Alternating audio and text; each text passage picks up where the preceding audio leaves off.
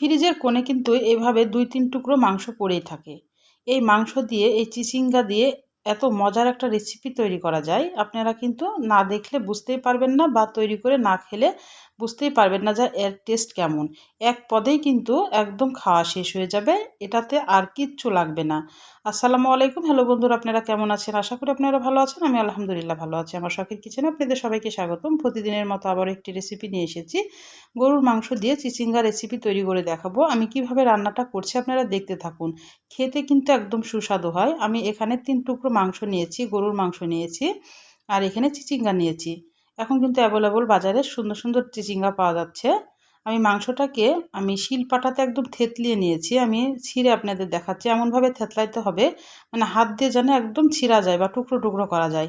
এবার আমি কিছু মশলা অ্যাড করব। লবণ, শুকনা মরিচের গুঁড়া, ধনিয়ার গুঁড়া, হলুদ গুঁড়া, আর জিরার গুঁড়া, গরম মশলার গুঁড়া, আর আদা বাটা আর রসুন বাটা।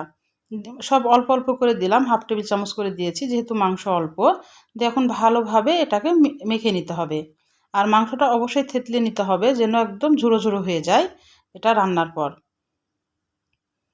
আর চিচিঙ্গা দিয়ে এই গরুর মাংস রেসিপিটা এত মজা লাগে, আপনারা একবার খেলে বুঝতে পারবেন। এটা গরম ভাত, সাদা ভাত সব কিছুর সঙ্গেই কিন্তু অসম্ভব মজা লাগে। রুটির সাথে, পরোটার সাথে, যেটা দিয়েই খান না কেন। এবার আমি পরিমাণ মতো তেল দিয়ে দিলাম, দিয়ে মাংসটাকে একটু 1 মিনিট মতো ভেজে নেব, কারণ এটা থেতলানোর কারণে এটা তাড়াতাড়ি কিন্তু সিদ্ধ হয়ে যাবে।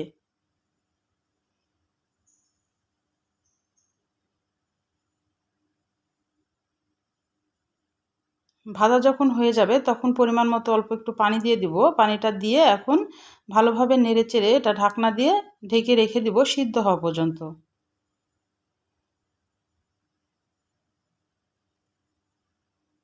আমি ঢাকনাটা তুলে একটু নেড়েচেড়ে দিচ্ছি।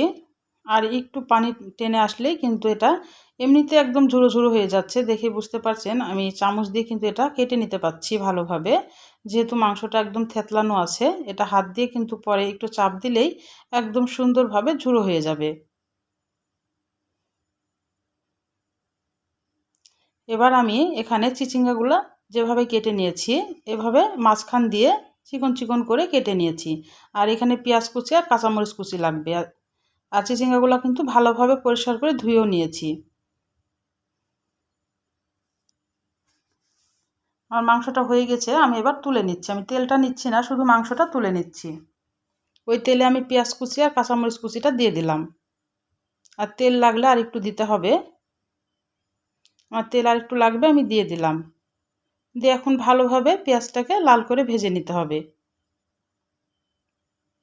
খুব লাল করলে না, খুব লাল না করলেও চলবে। অল্প একটু লাল মানে একটু মানে নরম আসা পর্যন্ত অপেক্ষা করতে হবে। নরম হয়ে আসলে চিচিঙ্গাগুলো দিয়ে দিতে হবে।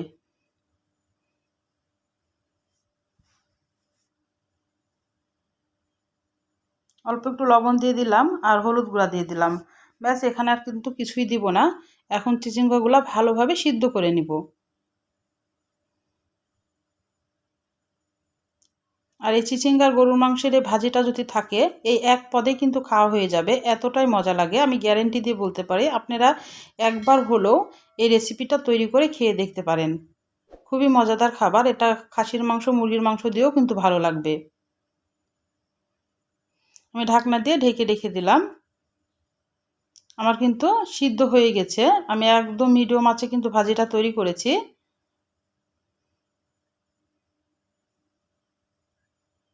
একটু নাড়াচাড়া করে দিতে হবে, তলে যেন লেগে না যায়।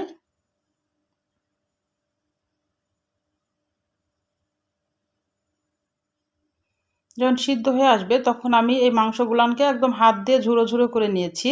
এখন মাংসগুলাকে দিয়ে দিব। দিয়ে এখন এটাকে আমি 5 মিনিট মতো ভেজে নিব। তাহলে আমার রান্নার যদি কোনো অংশ আপনাদের ভালো লাগে, প্লিজ আমার চ্যানেলটাকে সাবস্ক্রাইবার করে দিন, একটা লাইক দিয়ে রান্নাটা দেখা শুরু করেন। আর ছোট্ট একটা কমেন্ট করে জানাইন আমার রান্নাগুলো কেমন লাগে। পাশে থাকা বেল আইকনটা প্রেস করে দিন, আমি যখন এরকম নতুন রেসিপি আপনাদের মাঝে হাজির করবো আপনাদের কাছে যেন আগে ভিডিওটা চলে যায়। আপনাদের একটা লাইক, একটা কমেন্ট কিন্তু আমাকে অনেক উৎসাহ করে। আমার ভাজিটা হয়ে গেছে, দেখে বুঝতে পারছেন চিচিঙ্গা দিয়ে গরুর মাংসের ভাজি। খুবই মজাদার খাবার, অবশ্যই একবার হলো তৈরি করে আমাকে একটা কমেন্ট করে জানাতে পারেন। তাহলে আজকের মতো বিদায় নিচ্ছি। আপনারা সুস্থ থাকবেন, ভালো থাকবেন। আল্লাহ হাফেজ।